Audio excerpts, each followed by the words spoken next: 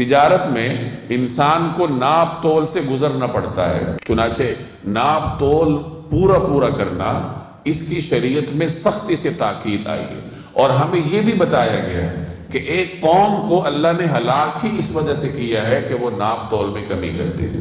حضرت شعیب علیہ السلام کی قوم کا ذکر قرآن کریم میں موجود ہے۔ ان کے اندر یہی مرض پایا جاتا تھا کہ جب حق لیتے تھے تو پورا لیتے تھے، اور جب کسی کو دینا ہوتا تھا تو کم کر کے دیتے تھے۔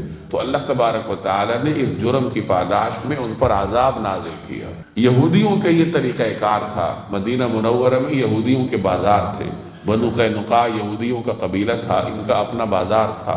انہوں نے دو پیمانے رکھے ہوتے تھے، ایک لینے کا اور ایک دینے کا۔ جب کسی سے کوئی چیز لیتے تھے اس کا پیمانہ اور تھا، زیادہ کر کے لیتے تھے، اور جب کسی کو کوئی چیز دینی ہوتی تھی اس کا پیمانہ اور تھا، کم کر کے دیتے تھے۔ دوسرے کا حق کم کر کے دینا، اپنا حق پورا بلکہ اضافی لینا، یہ یہود کا طریقہ کار تھا۔ مسلمانوں کو اس طرز عمل سے سختی سے روکا گیا ہے۔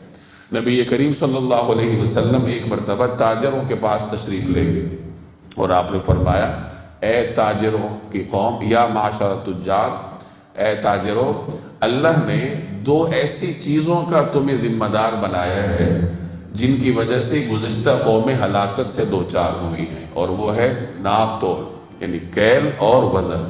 کیل کا مطلب ہوتا ہے جیسے برتن میں آپ کوئی چیز ناپ کر دیتے ہیں، جیسے دودھ ہے ناپ کر دیا جاتا ہے، یا کوئی اور چیز ہوگی جن کے لیے خاص برتن بنے ہوتے ہیں، تو اس کو عربی میں کیل کہا جاتا ہے، ناپنا۔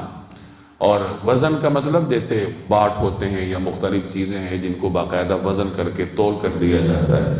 تو کیل کر کے دیا جائے یعنی ناپ کر کے دیا جائے، یا وزن کر کے دیا جائے، دونوں صورتوں میں دوسرے آدمی کو حق پورا دیا جائے بلکہ تھوڑا اضافی دیا جائے۔ رسول اللہ صلی اللہ علیہ وسلم کے سامنے اگر کوئی شخص کوئی چیز تولتا تو آپ اس کو ارشاد فرماتے ذل ورجح، یعنی وزن کرو اور تھوڑا زیادہ کر کے دو۔ دوسرے کو حق دے رہے ہو تو اس کے حق سے تھوڑا سا اضافی دے دو۔ یہ حسن اخلاق ہے، یہ اعلی ظرفی ہے۔ پورا تو دینا ہی ہے، وہ تو انصاف ہے، لیکن احسان یہ ہے کہ اس کا حق اسے تھوڑا سا زیادہ کر کے دو۔ رسول اللہ صلی اللہ علیہ وسلم کا طرز عمل ہمیں دوسروں کا حق زیادہ کر کے دینا سکھاتا ہے۔ آپ صلی اللہ علیہ وسلم جب کسی کو قرض لوٹاتے تھے تو اضافہ کر کے لوٹاتے تھے۔ کسی سے اگر قرض لیا جائے، جب اس کو واپس کرنا ہو تو تھوڑا زیادہ کر کے دیا جائے، یہ احسان ہے۔ قرض پہ اضافہ سود اس وقت ہوتا ہے جب وہ آدمی شرط لگا کر آپ سے لے۔ قرض دینے والا اگر شرط لگائے کہ میں 10 روپے دے رہا ہوں 12 لوں گا تو یہ سود ہوگا، لیکن اگر وہ شرط نہیں لگاتا، وہ بس طرز حسنہ آپ کو دیتا ہے اور آپ اس کو 10 کی جگہ 12 کر کے لوٹاتے ہیں، تو یہ حسن ادا ہے، یہ احسان ہے، اور یہی جناب رسول اللہ صلی اللہ علیہ وسلم کا اسوہ حسنہ ہے۔ اسی طریقے سے جب ناپ کر دینا ہو یا وزن کر کے دینا ہو تو تھوڑا سا اضافہ دینا، یعنی خلاصہ یہ ہے کہ کسی کو حق دینا ہو تو تھوڑا سا اضافہ کر کے دے دیا جائے۔ یہی جناب رسول اللہ صلی اللہ علیہ وسلم کی تعلیمات ہیں، اور یہاں اس آیت میں یہی اصول سکھایا گیا۔ ظاہر ہے کہ اس اصول کے بغیر معاشرہ چلتا نہیں ہے۔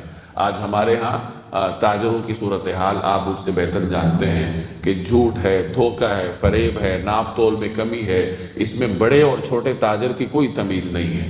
ایک ریڑھی والا ہے وہ بھی یہی کام کرتا ہے، بہت بڑا ارب پتی آدمی ہے وہ بھی یہی کام کرتا ہے، ہر ایک کا اپنا دائرہ کار ہے۔ پورا ایک بڑا ارب پتی آدمی ہے تو وہ لاکھوں کروڑوں ہڑپ کر جائے گا، دوسرے کا حق زیادہ مارے گا کیونکہ اس کا دائرہ وسیع ہے۔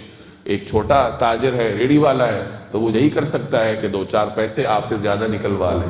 تو یہی لوگوں کی عام طور پر کوشش ہوتی ہے کہ دوسرے سے حق زیادہ لیا جائے اور دیا کم جائے، اور جیسے میں نے عرض کیا کہ اسی طرز عمل کی وجہ سے اللہ تبارک و تعالی نے ایک پوری قوم کو تباہ کیا۔